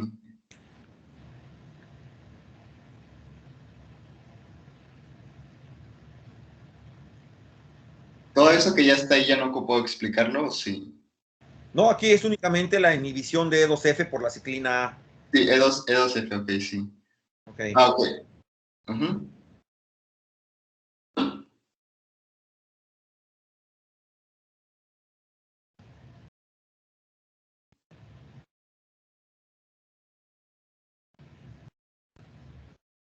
Ok. Ok, entonces aquí es cuando ya tenemos daño en el ADN, pues vamos a tener a ATM que va a inhibir a MDM2. Tenemos también a las PARCA, allá arriba, que también van a contribuir al reparo del DNA. Pues ya que tenemos inhibido a MDM2, aquí pues también ATM lo que va a hacer pues va a inhibir también P53. P53, abajo viene P21, que va, pues ya lo que habíamos visto, ¿verdad? Ya ATM está fosforeando MDM2 para que no interfiera con P53. P53 codifica para el gen de P21 para que se exprese P21 y que inhiba, ¿verdad? Es el ciclo celular. Sí, con las ciclinas, eso también ya lo habíamos visto, ok. Arriba también tenemos, pues ya lo mismo, ¿verdad? Solamente lo que va a hacer fosforilar a MDM2, ¿no? Sí, no, y tenemos las BRCA, ¿no? Las BRCA, así arriba ya lo había comentado, pero en esta diapositiva lo único que hay que comentar es... Por el hecho que hay daño al DNA, las PARP iban a empezar esta formación de polirribosa, que es la parilación, para poder unir a estas enzimas de reparación, que son GAT45, las BRCA, etcétera, y otras proteínas de Fanconi. Entonces, aquí, en esta diapositiva, lo que hay que explicar en todo caso es cuando ya fosforila a MDM2 para no interferir con P53, y aquí también van a aparecer todas las proteínas que van a ayudar también ya que P53 está inhibido, van a ayudar a reparar el ADN ya. Sí, no, ya que P53 además codifica para las enzimas de reparación, eso es lo que es muy importante. O sea, está codificando para las BRCA, para GAT45, etcétera. Está codificando para eso. Y si ve que de plano no se pudo reparar, por eso empezó ya desde antes a activar a VAX. Y lo tiene que hacer así, desde antes de empezar a activar a VAX. Hágale cuenta que está curando usted un paciente. Y usted le está tirando que, bueno, pues se va a recuperar. Pero si no, pues se está preparando para matarlo. Para que no sufra. Pues sí, es de que desconectarlo, que... Exacto. ¿Por qué está haciendo eso P53 desde el inicio? Porque las BCL2 están omnipresentes. Sí, porque están ahí mismo, en la misma, bueno, aquí en este caso es como una ruta, ¿verdad? Están presentes todo el tiempo. Sí, como se requieren para el crecimiento de la célula también, pues siempre van a estar ahí.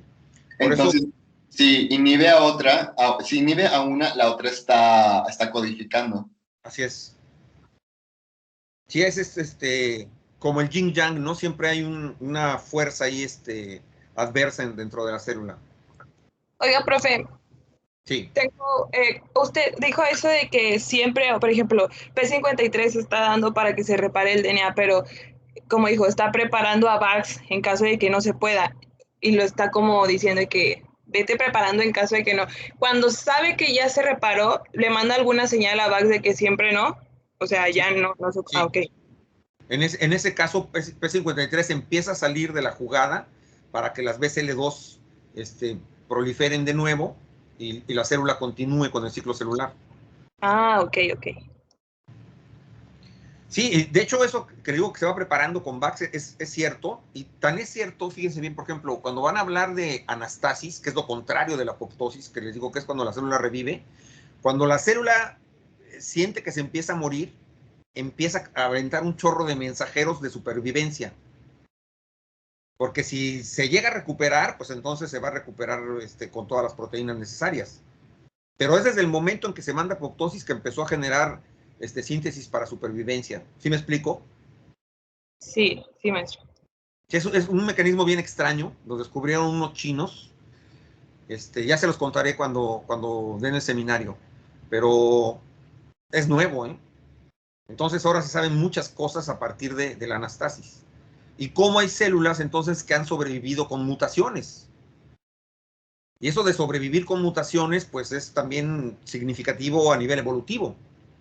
Sí, ¿verdad? A nivel evolutivo y así también la pueden investigar, ¿verdad? Así es. Profe, Hay ¿y en qué momento también deja de activar a P21 para que continúe el ciclo celular? Sí, claro. Ahí se retira P53 y retiran su P53, se retiran los transformadores beta y ya nadie frena el ciclo celular. De hecho, todo está hecho para favorecer el ciclo celular y este tipo de mecanismos ojalá fuera más efectivo. O sea, porque muchas veces como alumnos ustedes piensan con nostalgia y se imaginan de que pobrecita la célula se va a morir, pero no, hay células que tienen que morir, es mejor que mueran a estar descompuestas, ¿no? Porque si no se va a heredar el daño. O es mejor a que se mueran a que sean cáncer. Claro, por eso es a lo que me refiero. Y ustedes saben que el cáncer se hereda también. El cáncer de mama, por ejemplo. Sí, maestro. Entonces es importante entender el fondo de este tipo de mecanismos. Y con esto, la última es la de AKT. Adelante, Leonardo, termine, por favor.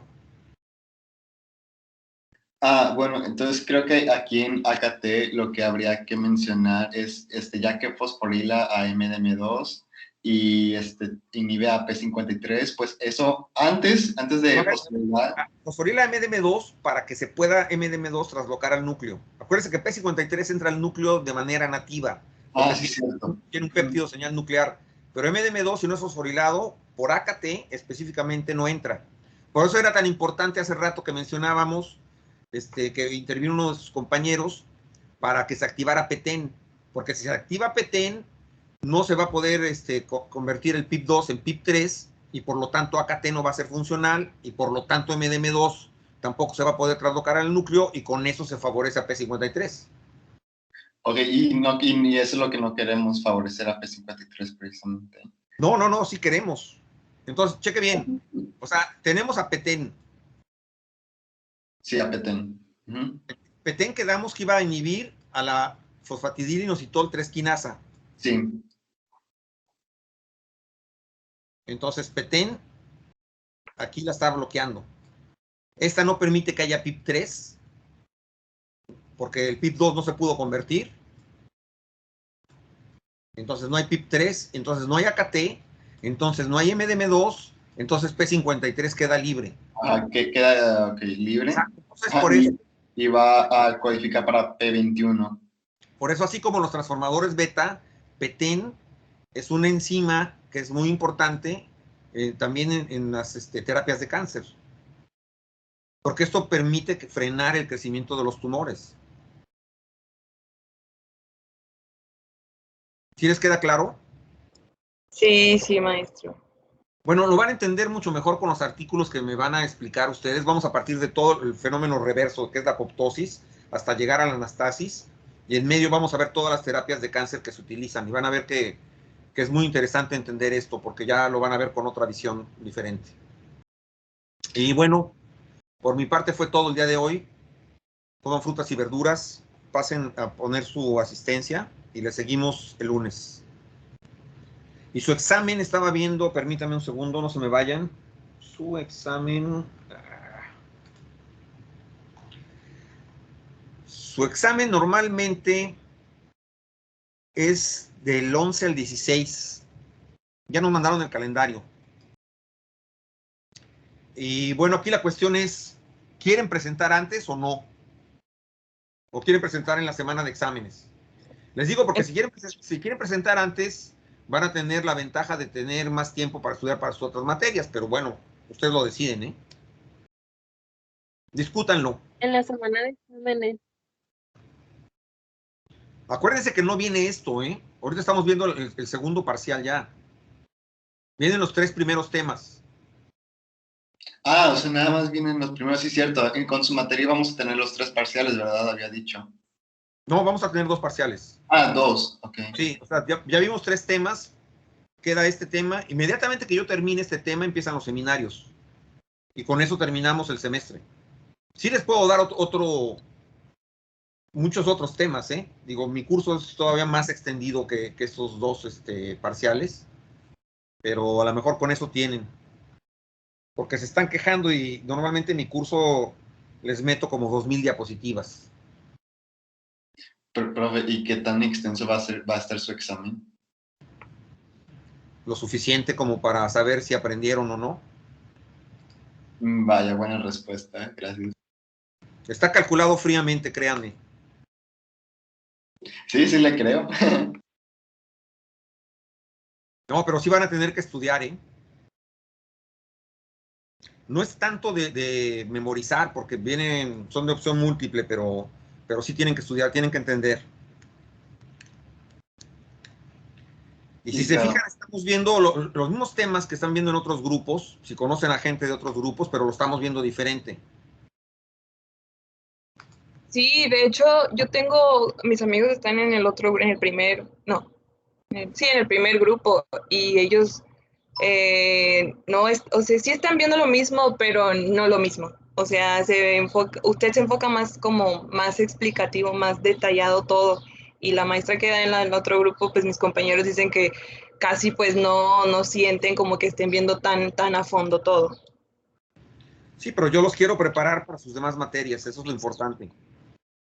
Yo quiero que salgan con buenas bases para cuando lleven inmuno, lleven fisiología de microorganismos, etcétera. Van a ver todos estos temas y se les van a hacer fáciles, porque ya entendieron esta parte. Sí, sí, es lo que yo también pienso. La verdad, yo le decía a mi mamá que es que yo sentía muy pesada la materia, porque son muchas diapos, pero ya como que entendiendo bien todo el tema central, pues es fácil entender. Acordarse no tanto, pero pues fácil sí. Pero sí le decía a mi mamá que pues entendía más cosas. Por ejemplo, yo tengo un tío con cáncer, entonces ahora que estamos viendo todo esto, le digo, entiendo más qué es lo que está pasando, o sea, como por qué le dio y cómo está pasando todo dentro de su organismo, entonces está bien. Bueno, ojalá que les sirva de algo. Entonces, pasen por favor a poner su asistencia y lo estoy viendo el lunes. Sí, nos vemos. Gracias, profe. Gracias, maestro. Hasta luego. Hasta luego. Hasta luego. Buen día.